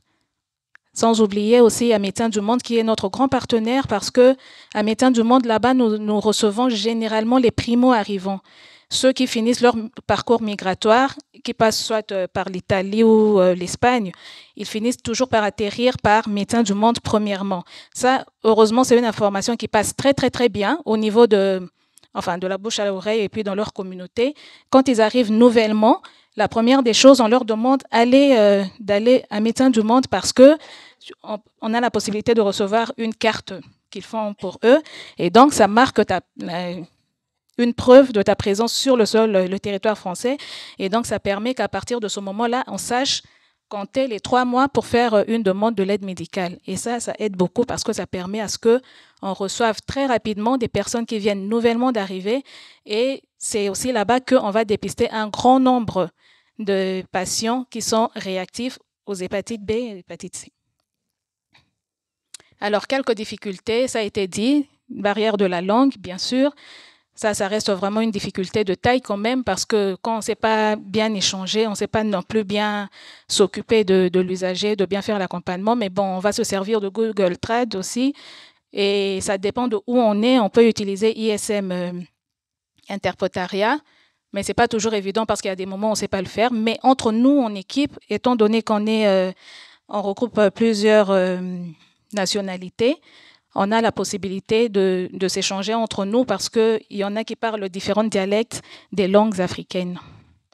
Alors, il y a le manque d'informations sur les hépatites parce que, comme on disait, beaucoup ils vont faire la confusion, j'ai mis ça un peu plus bas, la confusion entre l'hépatite B et l'hépatite C, ils ne savent pas toujours ce que c'est.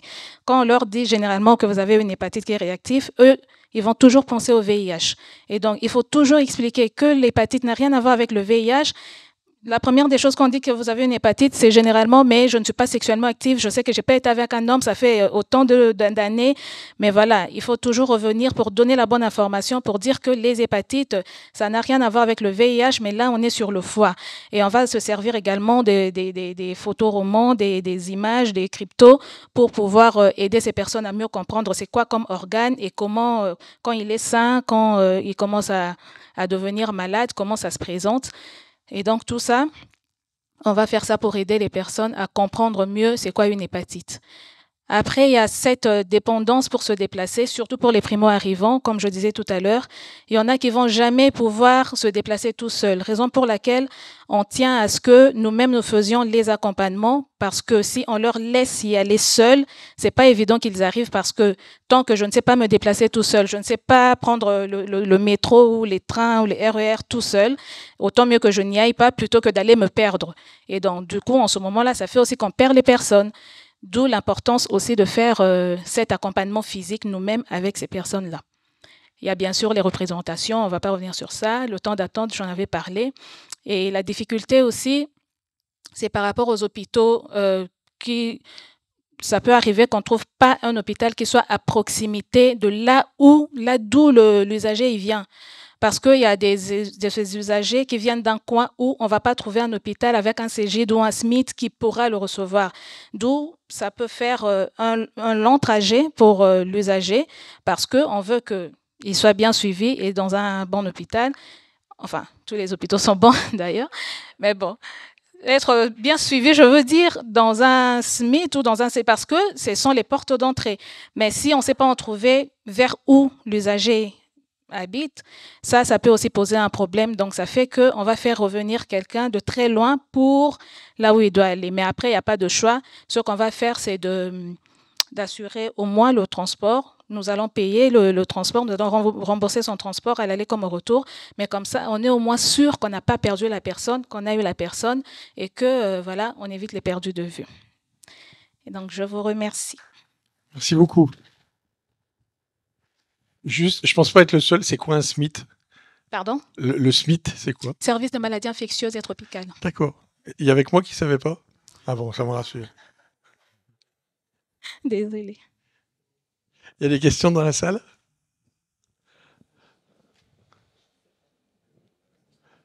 Thomas? Ça marche. C'est pas une question, c'est plus une réflexion en vous écoutant, parce que on s'aperçoit que un des principaux freins à l'élimination des maladies chroniques du foie et de l'hépatite B, c'est justement le fait qu'on se sent pas malade. Ça, c'est quelque chose qu'on connaît nous depuis assez longtemps quand même. Et ce que vous rajoutez, c'est effectivement dans votre public, c'est que plus on a des problèmes importants à côté de l'hépatite, moins ça passe, plus ça passe loin dans les priorités. Hein. Et moi, ce qui m'a frappé, c'est ce que vous avez raconté là sur le tampon Médecins du Monde. Finalement, je me demande s'il n'y a pas justement des rendez-vous administratifs à prendre pour pouvoir garder les gens. Il n'y a pas des choses dans un accompagnement social global. Il n'y a pas d'autres éléments qui vont permettre de faire revenir les gens pour pouvoir continuer à les voir. Je ne sais pas si c'est une réflexion qu'on peut avoir, c'est-à-dire s'intégrer dans un projet plus global d'accompagnement pour que les gens aient une bonne raison de revenir.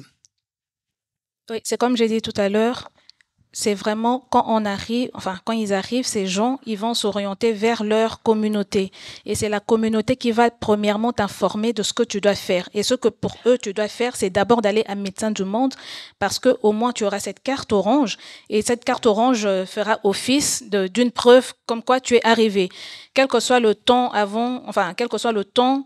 que tu as mis avant d'arriver là-bas, mais si tu rencontres pour une première fois un membre de ta communauté, c'est ce qu'il va te dire. Va d'abord à Médecins du Monde, ils vont te donner cette carte et cette carte te permettra à ce que 3 mois après, tu puisses avoir ton aide médicale. Après, il y en a qui, après un parcours migratoire, généralement, ils viennent pas généralement, mais il y en a beaucoup qui viennent malades, qui ont des petits bobos de santé, pas forcément graves, hein, mais qui auront besoin de consulter. Et donc, du coup, si tu passes par ta communauté, ça sera ça.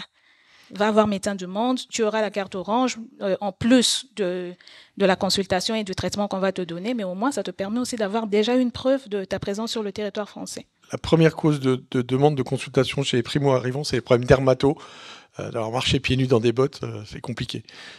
Et pour répondre à ta question, parce que j'ai donné un exemple qui va accompagner moi un patient, on a réussi à faire gagner du temps pour passer les 3 mois parce qu'il avait pris le train sans billet et il avait une prune. Et c'était le procès verbal, ça faisait la preuve qu'il était sur le territoire français. Et en fait, je trouve ça génial, quoi. Enfin, voilà. Mais le problème, c'est qu'il y a sur Paris, on peut le dire, hein, il y a la question des fausses preuves.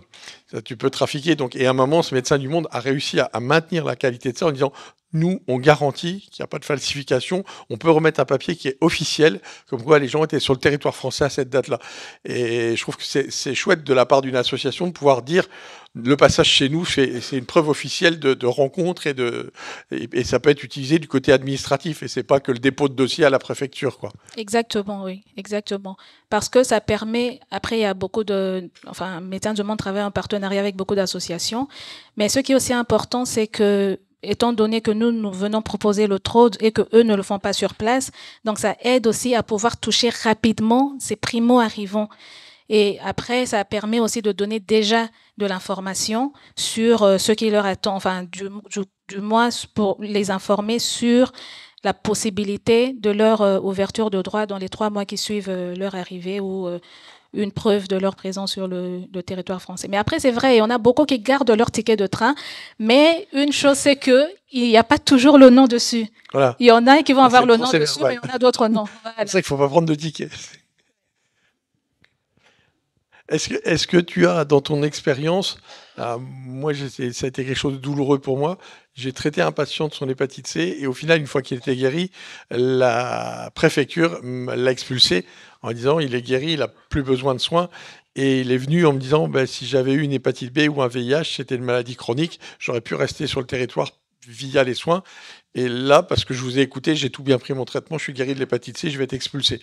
Et je ne sais pas quel est ton ressenti ça, moi je trouve que faire payer le prix de la guérison de l'hépatite C à une population migrante, ça va à l'encontre des idées qu'on défend de l'accès à la guérison. Tout à fait, hein, je suis d'accord. Mais après, aujourd'hui, il y a certains pays qui ne vont pas rentrer dans cette liste-là des patients qu'on va retenir ici pour une hépatite. Il y en a d'autres oui, mais il y en a d'autres non. Après, ça ne dépend pas toujours de nous. Il suit son traitement, il est guéri, après, voilà. Donc ça ne dépend pas de nous, malheureusement, mais oui. Après, c'est triste de voir quelqu'un qui fait beaucoup d'efforts, qui donne le meilleur de lui-même parce qu'il se dit que par la suite, il va arriver quelque chose de bon, mais que ça n'arrive pas et que ça n'aboutit pas. On ne sait rien faire par rapport à ça. Mais ça, oui, ça arrive, c'est vrai. Mais ça vient percuter tout ce que tu dis, le statut de la personne, et c'est ce qu'on disait tout à l'heure. Il y a un moment, on a l'impression que le statut de malade est enviable au statut de personne en bonne santé, qu'il est plus facile et c'est complètement fou, ça. Exactement. Oui. C'est quoi la société dans laquelle il vaut mieux être malade pour avoir des droits qu'être en bonne santé? Là, on est dans on absurdit, quoi. Enfin...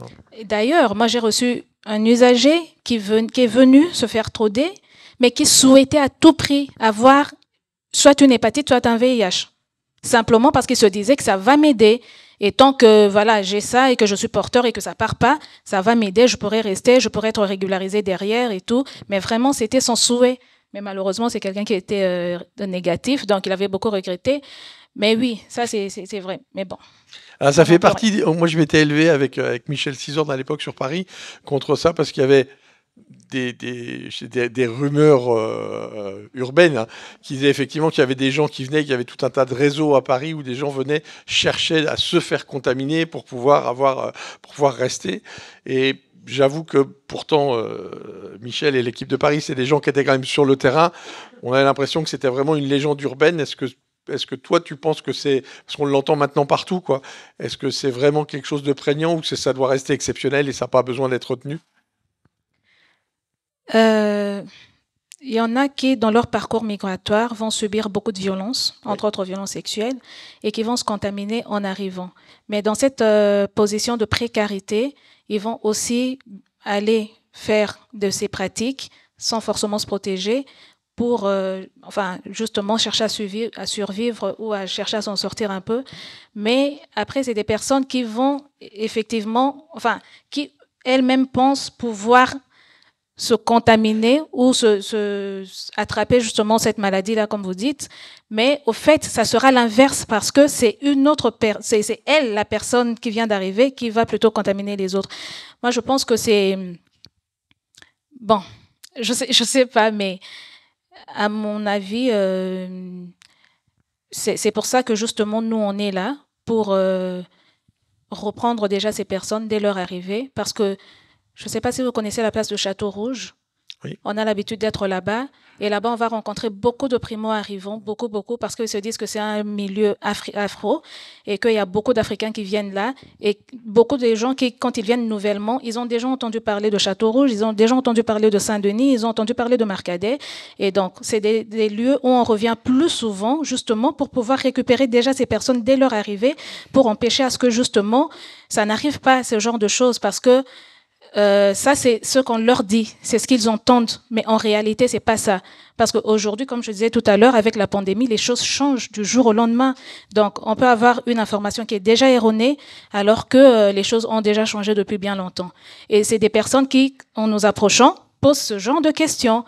J'ai entendu dire ça, je sais que c'est comme ça. Ah, mais non, moi, j'ai appris ça. Et il y a des personnes comme ça, même quand tu lui dis le contraire, non, moi, on m'a dit que c'est plutôt comme ça, ou alors c'est vous qui n'êtes pas informés. Ça, malheureusement, c'est comme ça. Il y a des questions. Oui, on a une question. Maud, vous voulez poser votre question en direct, peut-être?